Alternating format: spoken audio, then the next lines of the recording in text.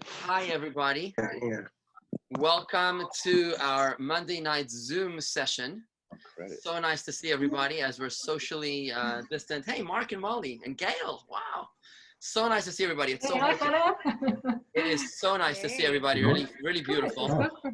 We're going to, we just want to welcome everybody from the Weisbergs, that's Chana and Isser, to Rafael and Helen from Manhattan, Ashley and Keith Kleinick with Susan Goldberg, his girlfriend, to Sandy Boynton and Sophie, the Machers, the Bensons, the Marmers, the Dubanskis, the Gottliebs and the Stones and the Gnuchoviches and to Lowitz and to, again, the Machers. I think I saw you before. Jay and Marlene. Jay, I hope you're okay. I'm just saying, where did he go? Matt, Elaine, to Malka and Elaine and Ron and Miriam. I want to see them. And also from Virginia, we got Warren and Helen.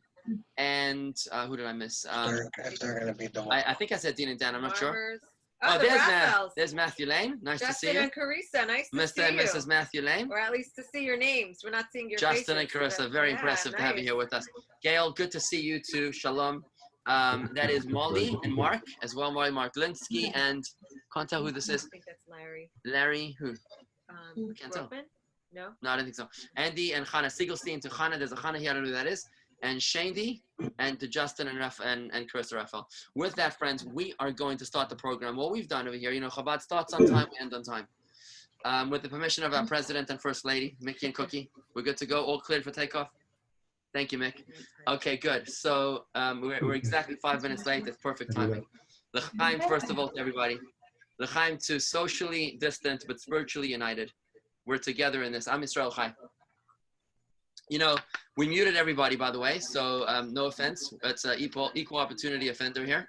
You know, when Chana and I got married 8 kids ago, 16 years ago. 16 years ago, it feels we had our anniversary during quarantine. It doesn't really feel like it counted. Oh, But- it counted all right. You know, when we first got married, I heard about this business of buying flowers for your wife, and I was like, such a waste of money, you know, like a waste of time and effort to go every single Friday to buy flowers. I figured I came up with a great idea. I bought dead flowers, you know, like the petrified something, you know, they never die, like they stay forever. So I bought those flowers to my wife, and I'm thinking that she's gonna think I'm a genius. I was just married like 2 weeks. I was thinking, this is it. It's the best invention since sliced bread. It's gonna be amazing because this way she's always gonna have flowers. It's exactly what she needs. I'll never forget. Boy, did I get a look. If looks could kill. And that's how we started off Did you do that once? our relationship. Probably. Go ahead. Yeah, because little did he know, it's not actually about the flowers. It's about, you know, getting the flowers new every week. But, you know, we're coming up to the Festival of Shavuos next week. And I was actually, you know, now that the kids are home all week, all day, every day, it's actually interesting. We get to have these conversations with the kids that we didn't really have the opportunity before. And I was speaking to Meir, and we were talking about how Shavuos is coming, and Meir was very confused. And he was saying that, but mommy, we already got the Torah. What do you mean? We're getting the Torah again next week? But we already got it. And it reminded me of one of my favorite stories of all time, that I'm sure I've shared with some of you because it is my favorite story, and it's worth repeating. How one Shabbos, and this was years ago, that back in our downtown at the Gardens days, somebody gets up at the Kiddush and he says, my wife, she always asking me, he's this Israeli guy, this big Israeli guy. My wife, she's always asking me why I don't tell her I love her no more. I tell her, under the chuppah, I tell her I love her. If anything changes, I let you know. So to me, that's one of my favorite stories ever, because I think that's very telling of the masculine side of things. You know, it's like, if anything changes, I'll let you know. And meanwhile, I think the feminine side of it is like, you know, we don't mind a reminder or two. But I think that it's very telling of, and it really kind of depicts what this holiday is about, because as Jewish people, we're really in a relationship with God all the time. And God likes reminders as well. And that's what every mitzvah is. every mitzvah is like bringing flowers to your spouse or getting them a gift or doing something special that strengthens that bond and that connection. And Shavuos is really just reaffirming that commitment and really restating again our marriage to God. So I thought that this was actually a very perfect introduction to our evening tonight, which is about relationships. And as I posted on social media, that of course now our relationships are very highlighted because we're spending a lot of time together, but with the people that we love. But this is something that really can carry us through in all situations, all the time. It's not just about right now in quarantine. I think it's a very appropriate message because we're always trying to better our relationships. And we're very excited for what we have in store for tonight. Thank you, Hannah. So just before we introduce our guest, I just want to say, pay tribute and gratitude to our sponsors tonight. Tonight's event was sponsored by Mikveh USA, as well as by our very own Keith Kleinig. And I'd like to ask Keith if you could please make a toast before we introduce our guest speakers here tonight. Oops. Can you hear me, Keith? Hi, you hear me? We hear you. Oh, good. Okay. I like a toast to the rabbi and the Rabbitzin for, as I said, and also to Ashley and everybody else who runs the synagogue, who's really helped this community stay together and having these classes and these lectures at night. And thank you for the two speakers, and I really look forward to hearing you talk about relationships. L'chaim. Thank you, Keith. By the way, Keith's son just graduated from Georgetown University. Very, very proud of him, and today's daily Torah study was dedicated in his honor. So you should have tremendous nachas from him, Keith. God bless you. And thank you for making this event possible. If you'd like to help us sponsor future events, we do them weekly now. You can do so by calling Ashley at the office at 561-624-2223. Or it's actually our number, by the way, if you didn't know. It's 561-6-Chabad, C-H-A-B-A-D. That was how we originally selected that number. But with time, I don't know, I think it was just a little confusing to people how numbers and letters correspond to each other. So it just became 624-2223. But if it's easier for you to remember, it's actually 6-Chabad, C-H-A-B-A-D. You can also do so on the website at jewishgardens.com/donate. And without much further ado, it gives me great pleasure to welcome our guest speakers here tonight, our scholars in residence. Chana Weisberg is the editor of the most popular Jewish websites in the world. It is the Jewish Chabad.org and the JewishWoman.org. It's fascinating that our own former mayor here, Matthew Lane, is actually one who studies Chana Weisberg on a regular basis. He says every Shabbos. So she's definitely got a profound impact on the world, and the author of 7 popular books. Her husband, Rabbi Isser Zalman Weisberg, is a renowned philosopher, and they are both highly sought after inspirational speakers. Tonight, for the very first time, we are bringing these two great speakers together, talking about their own marriage secrets, and we're excited to pass it over to Isser Zalman and Chana. Thank you. Thank you for joining us.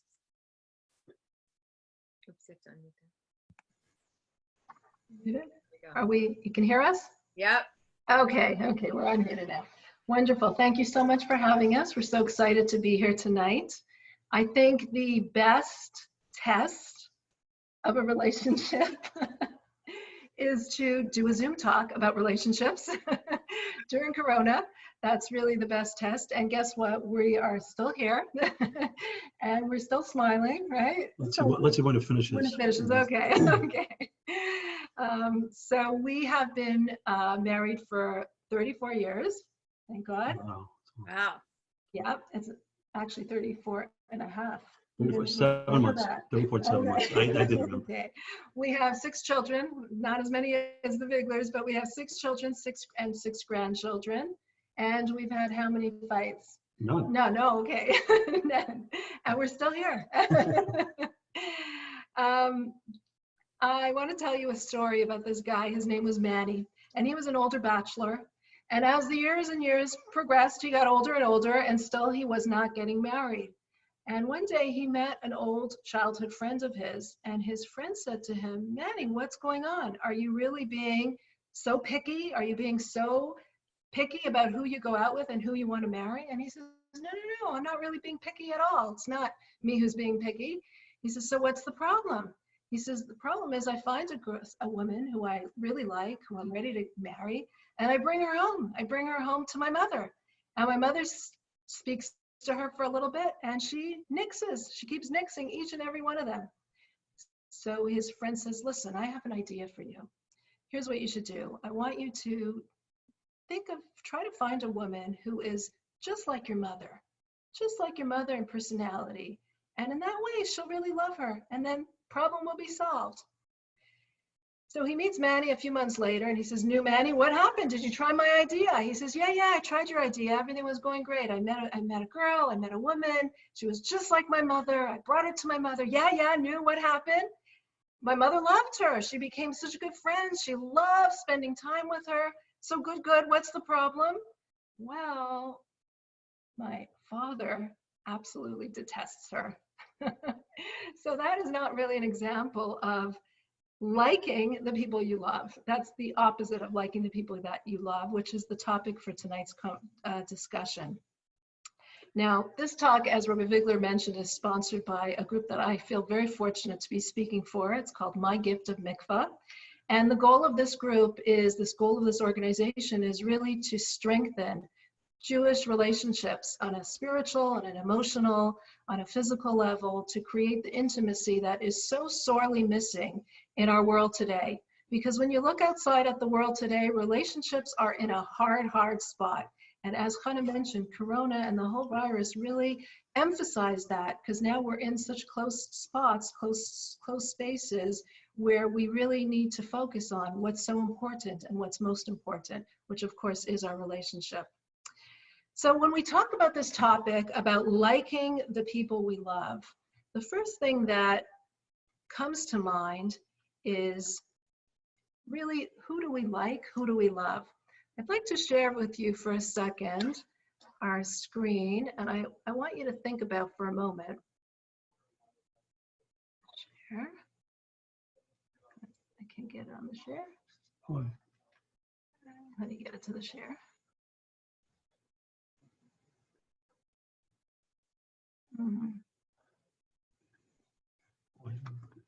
Is the screen one? Nope. Nope, you're not seeing anything, right? No, they're not seeing it. How come we can't get them? Anna, do you see a little green button on the bottom of your screen that says share screen? Yeah, and I pushed it and it says share. Now it's not going. Why is this? Why is the mouse not working? See how to... Oh, there it is. I see. You got it? Yeah, Just do share. Okay, so I'd like you to think for a moment about which is your relationship like. I did another class where I actually did a poll, but I'm a little hesitant to do that because we're all here with our spouses, so it might not be the best idea. So on the left-hand side, we have A, companions, and B, partners. Is your relationship like companions? Do you like spending time with each other? Are you partners with one another, enjoying each other's company, enjoying doing things together? Or if you had to really be honest, is your relationship more on the right-hand side where we have the disconnected and the painful? Now, I'm not going to ask you to answer that question or respond, but let's think for a moment. What is our relationship like? The goal obviously is to be more on the left-hand side, the companions, the partners, the feeling of this love for one another, which is also about feeling this liking for each other. So it's not about just loving each other, it's also about liking each other. So if you had to think about something that you love, I know I love chocolate. Some people love chicken, okay? So when you think, you love chicken? Yeah. When you think about what you love, I love chocolate, but do you really love chocolate? Really? You love the chicken? If you really love the chicken, would you be taking that chicken, slaughtering it, cooking it, roasting it, cutting it up into pieces? You don't love the chicken. You love eating the chicken. You love the feelings that the chicken gives to you. That's what you really love. And there's so many examples of people that we think we love spending the time with them, but are we really loving spending the time with them? Or are we really loving how they're making us feel? which is very different. Are you loving what they're doing for you, or are you loving them, their essence, who they are? And that's a distinction that we're going to have to talk about tonight. The difference between how do we define love, how do we define like? Usually love means something very deep and very concealed, but then again, there's like, where you enjoy being with a person. So how do we define this love and like? Did I? So basically, for the purpose of this talk, okay, because love and like have a lot of different interpretations. Okay, love and like is just feelings of attraction, positive feelings. But like you said before, you could say love in a lot of different contexts. It always means something else. Because love and like usually just means love is just a more intense feeling than like. You could love chocolate, you could like chocolate. It's just the same thing. You could love politics, but that doesn't mean you like eating politics. It means like talking politics, right? You could love nice scenery, but that doesn't mean like talking about scenery. You like to be there. You like to visit places, experience it. So there's a lot of different contexts in which we use these words. So we have to just define, for the purpose of this class, I think we should define it as follows, that the Kabbalah in general, and Chassidut, it explains, right, that a person has two dimensions to their soul. There's the inner dimension, the godly dimension, that dimension of the soul, which is part of the essential core being of the person. That part of the person's soul is very non-egotistical. It's very, very deep and it's very profound, but it's also usually concealed. It's so deep that it's usually concealed. There's the other part, the external part of a person's soul, and that is much more self-oriented. It's much more focused on the here and now. It's much more into immediate gratification. It's instinctive. It's impulsive, and in the terms of Kabbalah and Chassidut, we say it's even animalistic, because that's the way animals are. They don't think. They're very instinctive and impulsive. So these are the two parts of the soul. So you could be deeply in love with somebody. That means that in the deepest part of your soul, that person is really one with you. You can't imagine life without them. You would do anything for them. You would give your life in a second to save them. If they needed a transplant, you'd cut off your hand, cut off your foot, give it to them in a second.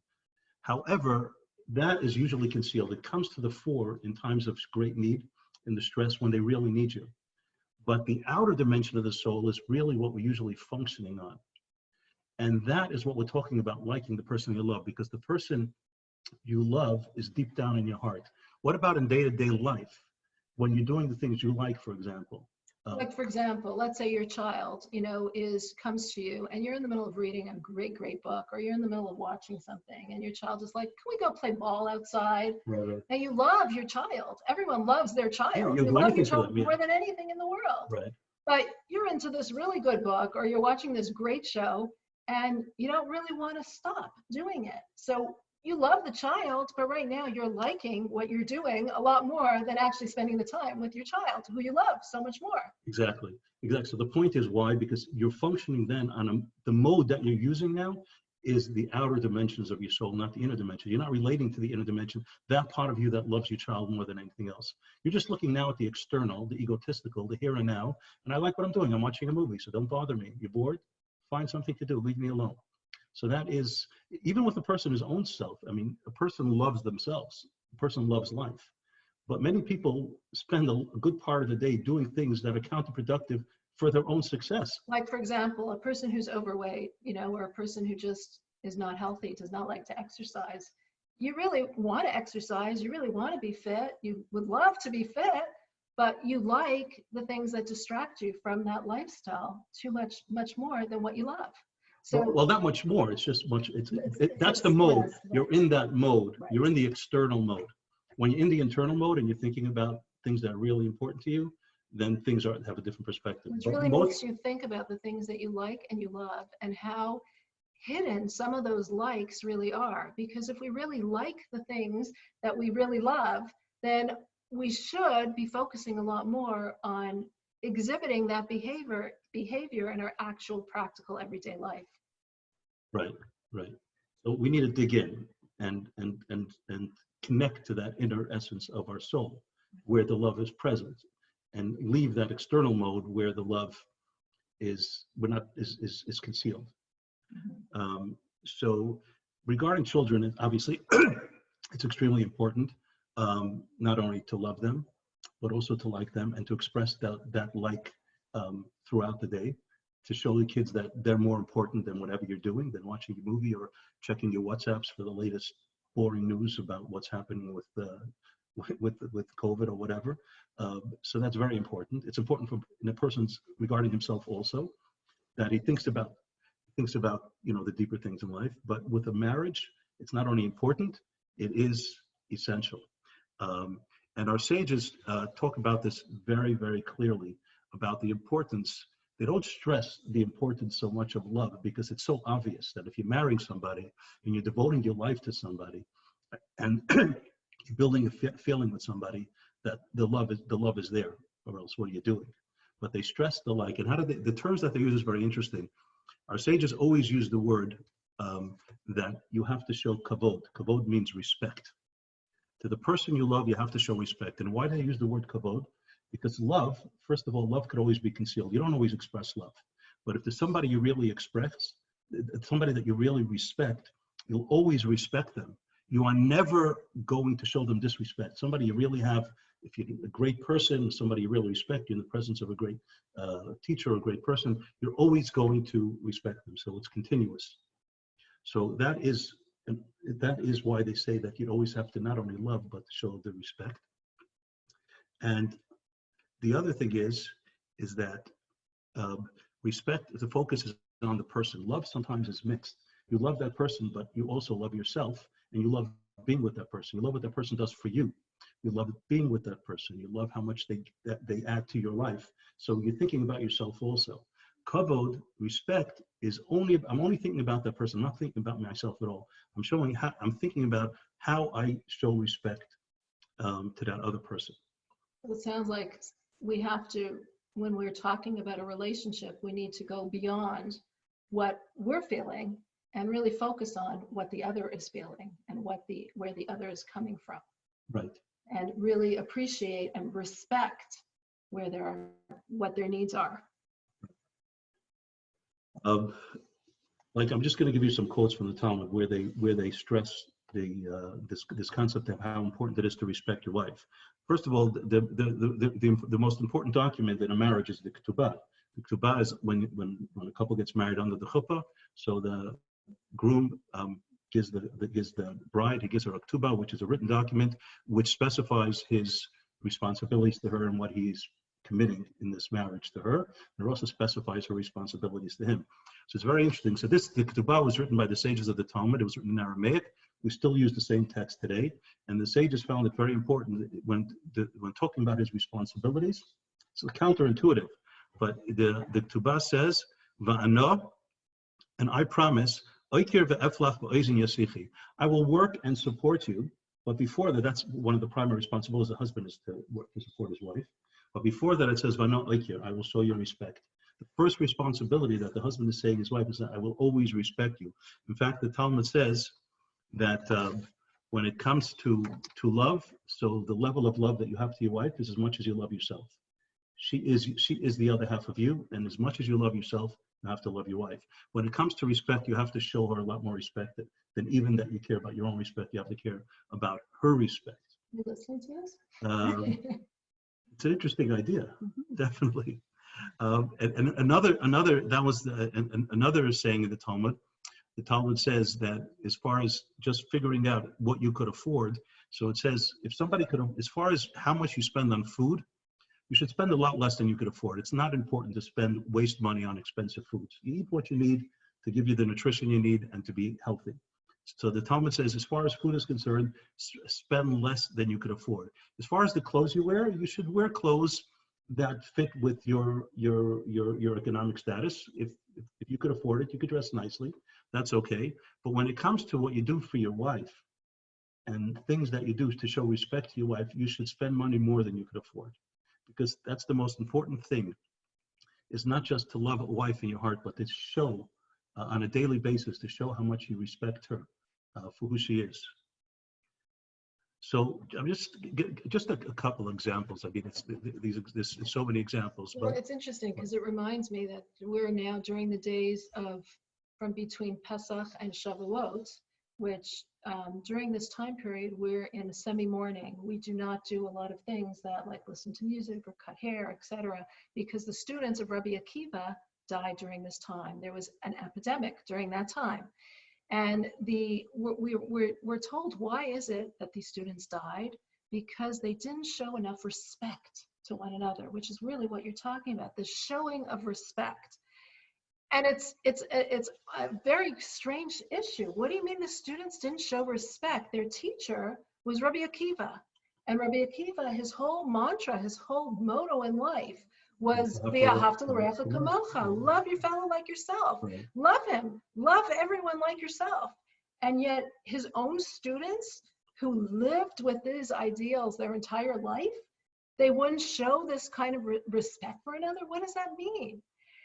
So the Lubavitcher Rebbe actually explains, and this is similar to what you're saying, that it's not that the students didn't love each other. They loved each other so much, but they loved each other so much that they couldn't stand when the other one was following the teachings of their Rebbe in this direction or in that direction, according to their own hearts. So in other words, sometimes this love could be so powerful that you love another person. In fact, very often we feel apathy. We don't love another person, and that's what causes us not to correct the other person. But their love was so strong that it actually made them correct them, but correct them because they didn't see that each of us is different. We each have different needs. We each have different wants. And when we talk about in a relationship, all the more so, the masculine, the feminine, there's such different worlds. And here's where it comes to this necessary idea of respecting where the other person is coming from, respecting where the other person, their needs, and there's all different kinds of love languages that you can use. Some people use acts of service, some people need verbal. There's all different ways that we can express who we are, but it's so important to be in tune with our spouse in terms of what it is that their needs are, seeing them for what they are.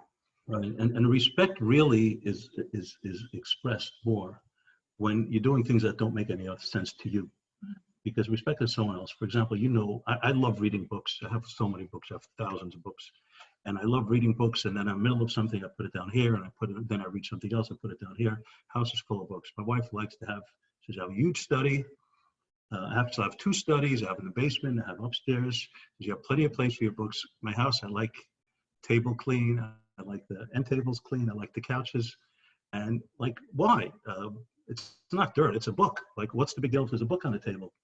I don't relate to it at all. I like seeing books around. It makes me feel warm. It makes me feel holy to see the books around, but she doesn't like it. So, I try to accommodate that. Obviously, sometimes it's hard, but the idea is respect is shown. Of course, love is very deep, but you show respect by doing things for somebody that don't even make sense. You don't even know why they want it. For example, if I eat something and I use a spoon and I put the spoon in the sink, nobody can see it. It's just one little spoon on the bottom of the sink.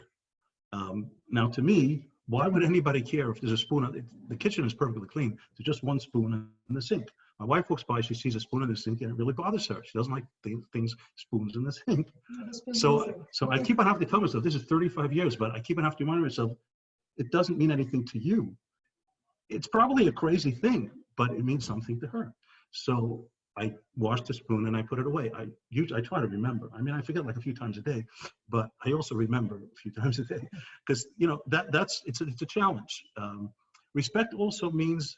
It reminds me of when my children would go out, when our children would go out, and as a Jewish mother, I always want them to take extra food because every Jewish mother wants children to have food, right? And I'll say, take the apple, you'll be hungry. And the kids are not, I'm not going to be hungry, Mom, I'm not hungry. And you say, just take it for me. Take it for me, not because you need the apple, not because you need the sweater because you're going to be cold, but just take it because it makes me feel better. And I think it took us quite a few years to learn to actually talk. At least it took me many years to learn to talk that way to you. Just do it for me. You don't understand why I like the table completely clear, or you might not understand why I don't like the spoons in the sink and many other things, but do it for me because this is something that's important to me. And that's the idea of really liking somebody, doing something for them. Right. And I think another important idea about respect is that when you respect somebody, you're looking for opportunities to show that respect. Like, for example, let's say, little Lubavitcher Rebbe, if he would if he would, call you up and say, could you do me a favor? Sure. You would go out of your way to try to find opportunities to show respect for somebody. It's not just if they ask you something, okay, I'll do it.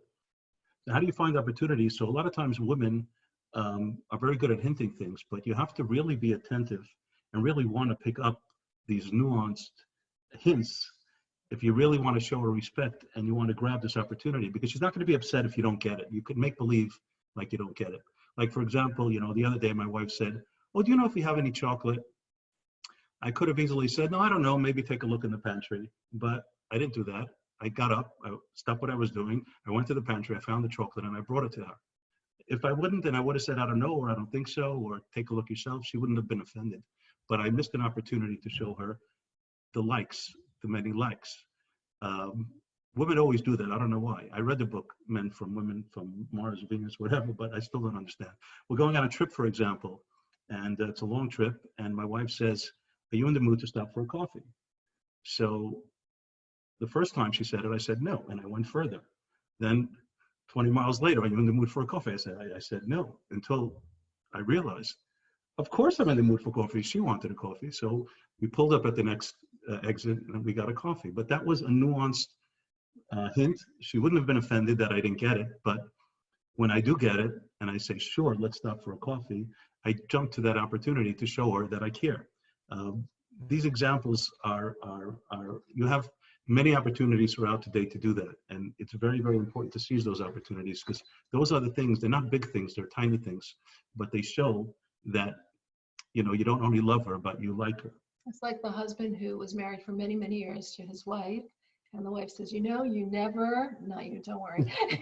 You never bought me any jewelry. And he's like, what are you talking about? Did I ever stop you from buying the jewelry? So the point was, no, it's not about not stopping someone from buying, not about being generous with your money even, but about showing that need that a woman has to feel that cherished, to feel wanted, to feel loved. Because as much as men need respect, they need to be built up, and they need to be shown that you admire them, you respect their abilities.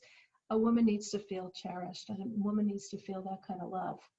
And it's interesting, when we talk about the chuppah, the bride goes around the groom 7 times. She circles the groom 7 times. And this circling is similar to a story that's told in the Tanakh with the walls of Jericho, during the time of Joshua, that the Jewish people surrounded the city for 7 times. They went around and around, and then the walls broke down. Then the walls just completely crumbled. Did I say that right? Yeah. Okay, they crumbled. And the question is, so what are we trying to emulate in this bride circling the groom 7 times? What are we trying? Should we trying to break him? No, I hope not. But the idea is that men are so much more capable of building up this wall around them, this wall of not showing their feelings, this wall of not showing their vulnerabilities.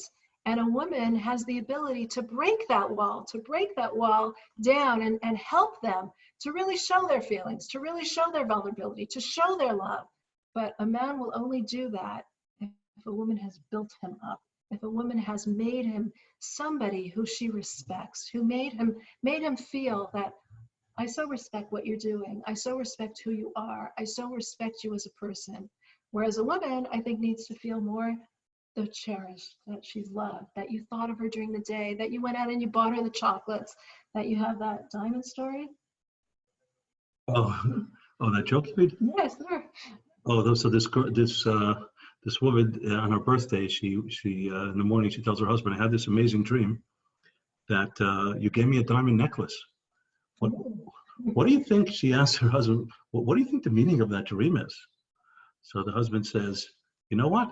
Why don't we wait till tonight? Maybe you'll find out. Sounds good. Takes her out. It's on her birthday. Go to a nice place. Order a nice dinner, some wine. Gives her a nice little package, nicely wrapped. She eagerly rips open the package, opens up the book, opens up the box, and there's a book inside. The Meaning of Dreams. Okay. Some people just don't get it. We're talking about picking up nuances. Sometimes she almost tells you straight out, and either you don't get it or you make believe like you don't get it. And that's not what it's about. That's not what the respect that you promised your wife under the chuppah, that not only I will take care of you physically, I will support you, I will take care of you, I'll take care of your needs, but I'll also show you respect. Respect is figuring out what she wants, even if she doesn't say it. And if she does say it, obviously, you have to pick up on it. You know that joke about the guy who was like, they were married like 30 years, and the guy's looking in the mirror in the bathroom, and he's, admiring how handsome he is. And he tells his wife, and how thin and how fit he is, and he tells his wife, they're married already 30 years, he says, one day I'll be old and fat and bald. Will you still love me? So she says, I do. Oh, boy. That reminds me of a man who told his wife to embrace her mistakes. So she hugged him. That is not really about respect. So that's not what we're talking about. So should we talk about the meditation? That's important. Sure. I just want to say one thing before that. One of my favorite teachings from the Talmud is actually a saying from Rav, who says, and I'll quote in English, "A man must always be careful to never pain his wife, because her tears come readily, her pain comes quickly." And if you look at this verse, what I love about it is how it's worded. It doesn't say to men, be nice, be sensitive, be caring, be generous, because your definition of being nice or being sensitive might not be her definition. So it says to them, you have a responsibility to make your wife happy. And this really goes for both ways, for husbands and wives. For husbands, I think it's more about showing that she's cherished and loved. For women, it's about showing that he's respected. But you have a need to make sure you don't pain your wife, to make sure she doesn't cry, that her tears don't come. Whatever that means for her, whatever language she needs to have, that's your responsibility to do. And I think it just teaches us so much about relationships. Relationships aren't about me. It's not about what I want or my needs. It's only about you and about showing the direction of doing something that you're going to appreciate. So yeah, let's show that screen of that meditation that we have here. So let's just share screen, and here we are. Okay, so on to this one. Okay. Okay, so this is a meditation that I like starting my day with, actually. After I say Maida'ani Lefanecha, the Jew wakes up in the morning, and first thing he does, he says, God, thank you that I'm alive. Thank you that I have a soul. I appreciate it, and I'm going to do my best not to disappoint you today. That's our first. God gives us life. But the next thing is to think about the wife. And this is a meditation that I use regularly. It's very simple, but it's very, very powerful. They just tell us that if you look at the word over there, the Hebrew word ish and isha, you see the letters in red. They both have the letters ish. Aleph, Ish meaning man, isha ish, meaning ish, woman. yeah, ish means a man, isha means a woman. And they both have the Hebrew word ish, which means fire, right? The ish and the isha. There's an extra letter in the ish and an extra letter in the isha by the woman, the yud and the hey. So the holiest name of God is the name which is spelled Yud Kei Vav Kei. And if you look at the next line, it says Ketubah. The Ketubah is what we mentioned before. That's this document that the groom gives the bride under the chuppah when he marries her. It details the obligations to one another. It's a very important document. But the sages point out that really it's a document. Is the word for a document is ketav, which means a written document. Ketubah has two extra letters. It has the Vav and the Hey. The Vav and the Hey are the next two letters of God's name. You have the Yud, the Hey in the words Ish and Isha, man and woman, and you have the Vav and the Hey, which means to say that if you fulfill what it says in the Ketubah, starting with the most important obligation, V'ano Oikir, means I will show you respect on a daily basis, not just love you and care for you and support you and be there when you need me, but I'll actually respect you, respect your needs, respect your desires. The spoons and the dishes. The books on the table, all these kind of things. If you implement the ketubah on a regular basis, then you have God within that relationship. And if God is in the relationship, there's no limit to how powerful and how beautiful and how full of light and warmth and love a relationship could be. God is a source of all blessing, of all goodness, of all power. So there's enormous, enormous power in the relationship between a man and a woman, that you could actually bring God in that relationship if you focus on the ketubah, if you meditate on that. I'm committing myself. How much we meditate on that? So when I close my eyes and I think about fire, and I envision sitting with my wife, you know, in front of a fire pit, you know, enjoying drinking some wine together, and it's such a beautiful sight. You know, it's the warmth of the fire. It's a cool night, you know, enjoying the wine, and it's such a beautiful fire, a fire that brings positive things. Fire we need for so many things in life. Fire gives us so much energy and so much power. And then I think about the destructive fire. Think about, you know, I have friends, for example, you know, who unfortunately their house burnt down. Fortunately, remember in Lakewood, but fortunately, you know, nobody got hurt.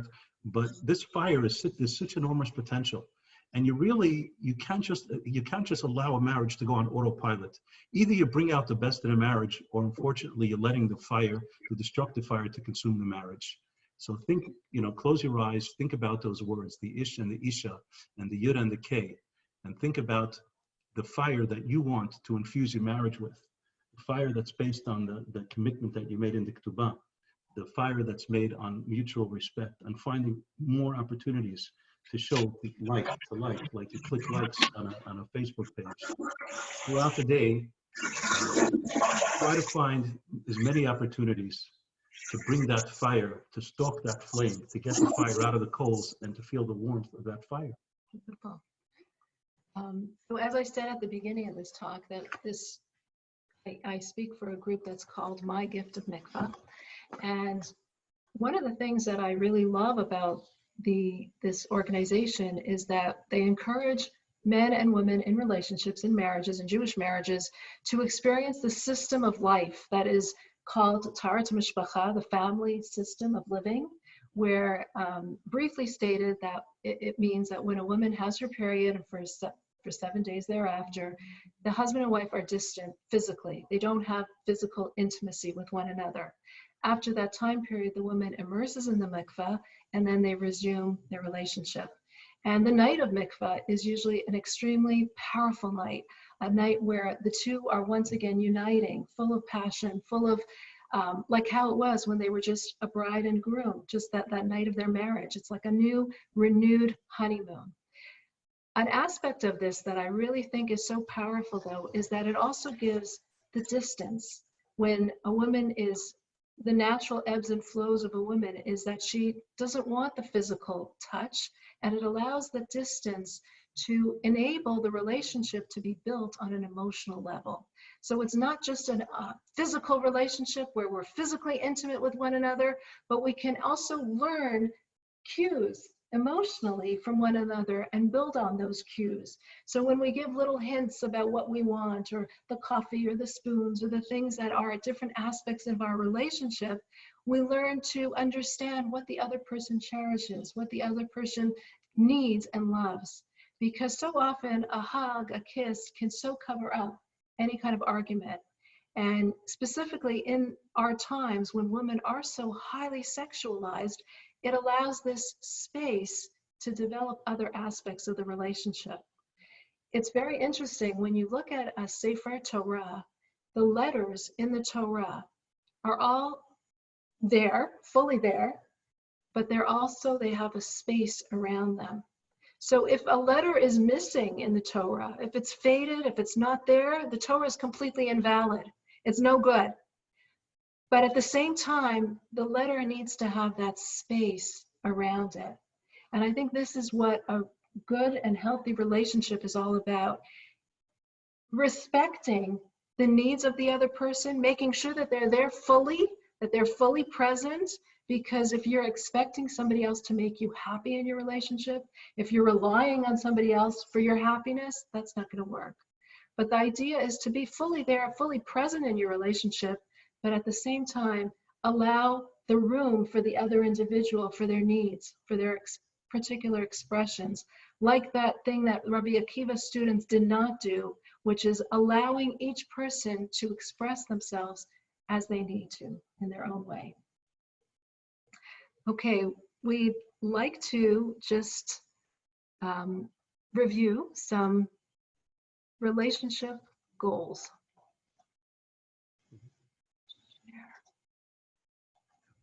Okay, and this is the next one. How come it's not?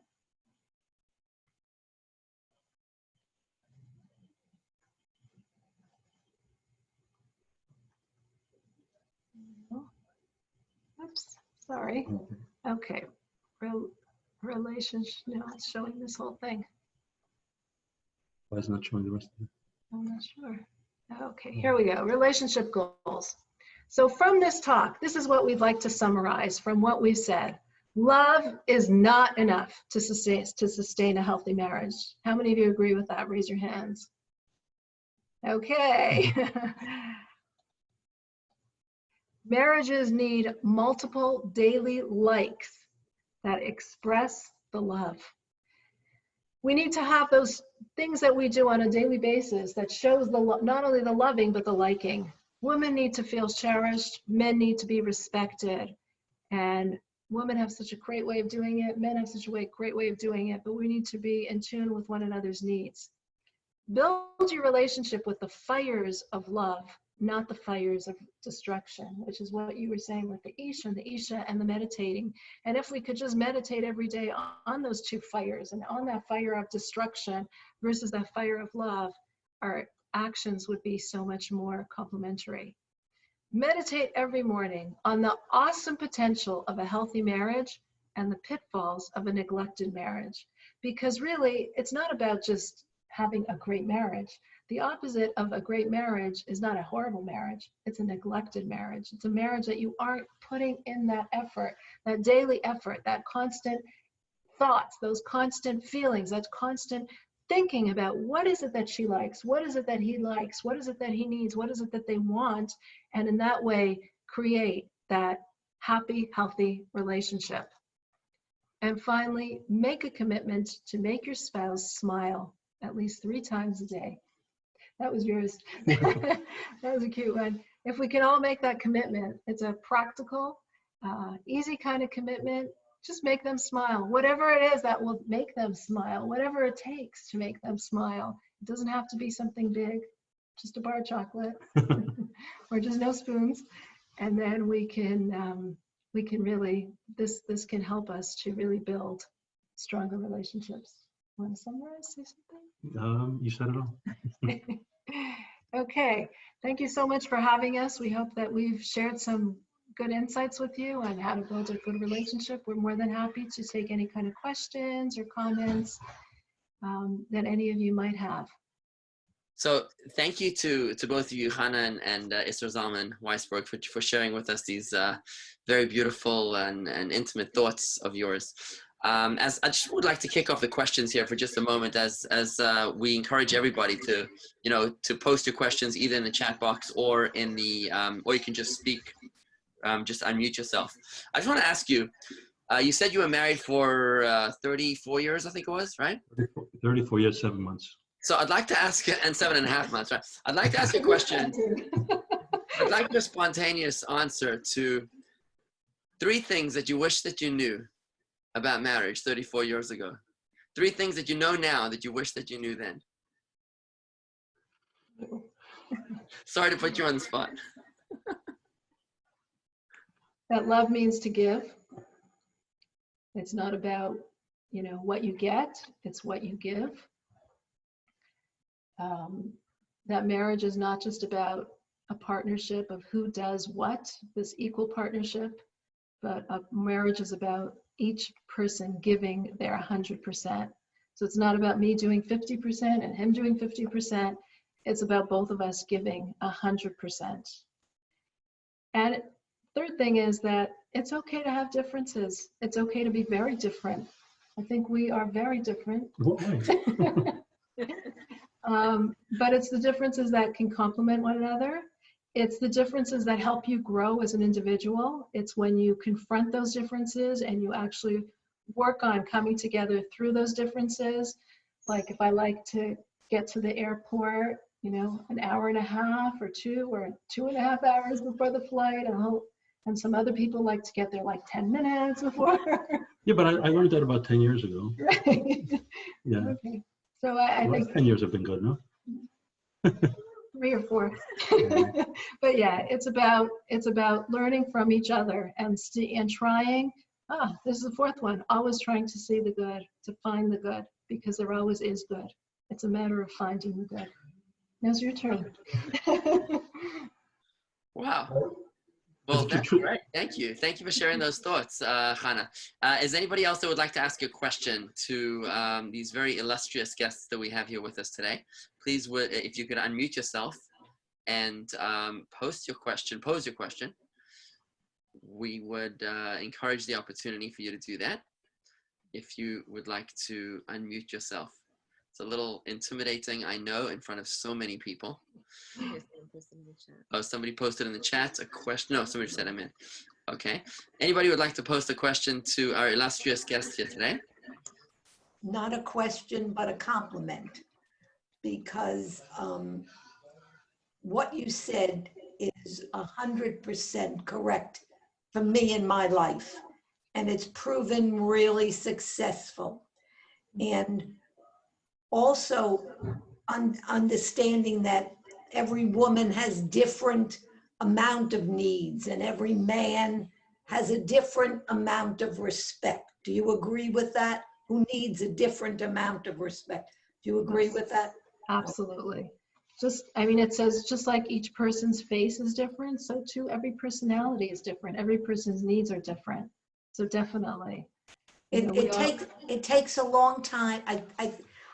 It takes a while, years to come to where you are. I've been married 53 years. Wow. And I think we should invite you. And it's grown and grown and grown, and it continues to grow. And it's so important. It makes life so much easier if you follow the simple but difficult things to do. And I really appreciate how you put it together very simply, easy to understand. And I hope that whoever's on this call or whoever can share it with people that they know could use it, it would really make life a lot easier. So thank you for that. Thank you, Susan. Thank you. I would like to chime in a little bit. I would like to. Warren from Virginia. The comment was just said, I agree 100%. We've been married an estimated 59 years. Wow, these are all experts. Wow. And what I'm hearing is it's a lot that we practiced. Didn't hear it in a formal presentation like we just heard. And one of the things said, the simplest things are the most important things, because the simplest of the things occur most often. The important things, hopefully we'll have enough sense to address the important things in a proper manner. But the simplest things is just daily, often during the day. And then, this is the, right, I can't remember her name, but, we've been here for a while. So I think it's things that it may not seem significant, like the Rabbi Bigler, 2 weeks after marriage, his lovely wife did flowers. That's just poor judgment, or just not knowing. Probably the combination. I mean, thank God I've never made a mistake like that. Because we I don't know if we talked about forgiving or not in a marriage, but if I made a mistake like Rabbi Bigler did, flowers, this unforgiving would have been 59 years in duration. Besides that, everything was lovely. I appreciate listening to this presentation. It was very nice, and at our age stage of life, the final stop sign's down the road somewhere. We never know when we'll reach it, but while we're approaching the final stop sign, we must continue to think of taking care of and appreciating doing the simple things for your spouse. Thank you, Warren. Such beautiful comments, words of experience. Thank you for sharing. I guess you're lucky that you married me and not Warren, because I don't know, Sure. that wouldn't have turned out very well. But I'm I glad also, I have witnesses for what he just said. I do want to add though that although we keep on using the word marriage a lot here, I think that it's what we're really talking about is relationships in general. I think all these things that we're talking about really pertain to all of us in all of our relationships with our children, with our siblings, with our parents, with our coworkers, with our colleagues, with strangers that we come into contact with. I think that a lot of what we're talking about, I just kind of want to put it into that perspective that it really is very pertinent and practical for everybody, even if they're not in a permanent relationship like a marriage. But it's really, I think the advice that you gave, I think you gave so many incredibly practical, down to earth pieces of advice based in Torah, which is just so beautiful. We're so fortunate to have had you both here tonight. And I think that it's, as I said, I think it's really pertinent to everybody. So I just want to throw that in there, that although we do keep on talking about man and woman and marriage, but it's really, everybody could relate to so many of the things that you said. And I just like to conclude with a quick thought over here that as we celebrate Shavuos in just 10 days or so, or 9, 11 days, we're celebrating the festival of Shavuos. The Torah was an opportunity that when the Torah was given, we were marrying God, basically. We are the bride and God is the groom, where we literally got married to God. And the way that happened was that God gave us the Torah on the mountain of Sinai, which was covered with beautiful greenery, with beautiful lush landscaping. Because marriage is like a landscape, is like a beautiful garden. In order to make a garden beautiful, it takes blood, sweat, and tears. You've got to work really, really hard in order to make a garden beautiful. But if you want to destroy a garden, you just do nothing. You leave it alone and the weeds will take care of themselves. It will become a horrible, disgusting place. If you want your marriage, if you want your relationships to prosper, our relationships with each other. Kind of like those dead plants. Yeah, like the dead plants. Yeah. If you want your relationship with Hashem, with God also to prosper, it takes effort. And not always do we like how Hashem treats us. Sometimes we get a coronavirus. Sometimes we get a, God forbid, an unthinkable Holocaust. Sometimes we get little problems or bigger problems. And sometimes we genuinely don't like how God is treating us. But we always have to remember what Isser Zalman was saying at the very, very beginning, that it's an inner connection that we have here. It's a soul connection. It's an unbreakable bond. And we always have to work to realize that marriage, that relationships, that connections are things that are never in default. Happily ever after is only in Hans Christian Andersen and in Hollywood. But in real life, it takes humility, courage, and wisdom. And I'd like to conclude with a l'chaim to all of us, that may we all take advantage of this extraordinary evening with these illustrious guests tonight, that we've zoomed in and zoomed out from upstate New York to be inspired to nurture our own relationships, to think of one person in our lives whose like is a little less than the love, whose like could be a little bit more. Maybe we could put up the volume on the like just a little bit, by recognizing that it's not what should be, it's not what could be, and it's not what would be, it's what it is. And that we take advantage to carpe diem, to seize the moment and make sure that we take the bull by the horns. And we deal the cards that we've been dealt, to make lemonade out of lemons, to make the best of the situation, both with our relationship with others and with our relationship with Hashem, to enter this new festival of Shavuos, God willing, to receive the Torah on Mount Sinai all over again. We should all be reunited in Jerusalem at the fall of the quarantine with the coming of the Mashiach, but we should be able to really deepen and enhance far deeper and more meaningful relationships with Hashem. So thank you, everybody. Koach from the back of the bus. L'chaim to you all. Thank you for joining us here tonight. Don't forget, I am. 1 week from tomorrow night, we're having our next Zoom lecturer. A scholar in residence is Manis Friedman. from, I think he's from St. Paul or Minneapolis or something. He is a phenomenal speaker, also world renowned. And we are working on the details. If you have any specifics on what the topic should be, please do let us know. That's next week, Tuesday night. It's not Monday night, it's Tuesday night, as will be advertised and has been advertised already.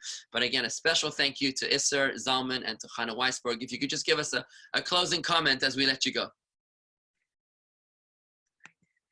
For what you learned, that I would have known earlier. And I was thinking to say that, when I married Chana, I knew she was brilliant. I knew she was kind. I did my research. I knew she was beautiful, all these things, but I learned so much more about her, what an amazing woman she was. And I was thinking to say that, but then I decided not to, because actually that makes, no, because that's what makes marriage so exciting, discovering every day something great about your spouse that you didn't know the day before. If I would have known it in the beginning, it was an amazing journey, and it keeps on going. I keep on discovering new amazing things about my wife. And, so it's not only the love, but it's also, I keep on finding more and more reasons to like her. And I wish everybody, in your marriage, in your relationships, like the Rebbitzin said, that you keep on finding more and more. People are an unbelievable reservoir of goodness. Everybody has so much in them. Keep on looking for the good in people, and you keep on finding more and more reasons to like everybody you have a relationship with. Wow, that was a beautiful answer. Thank you so much, Esther Zalman. Thank you so much for sharing that. A special thank you to Keith Nick for making tonight's event possible. Keith, thank you very, very much for doing this in honor of the Jewish community and in honor of us all being connected despite the challenges we face. We really appreciate your support, Keith. God bless you. Thank you very, very much, everybody. Remember, you can always join us at Torah Study every morning, 8:30 a.m. Tomorrow morning, we're studying Tanya, Jewish mysticism and philosophy, every morning on Facebook and YouTube. And we'd love to see you there. We'd love to have you join us. So for the meanwhile, I'd like to say over and out. And, may we all have a beautiful and meaningful relationship.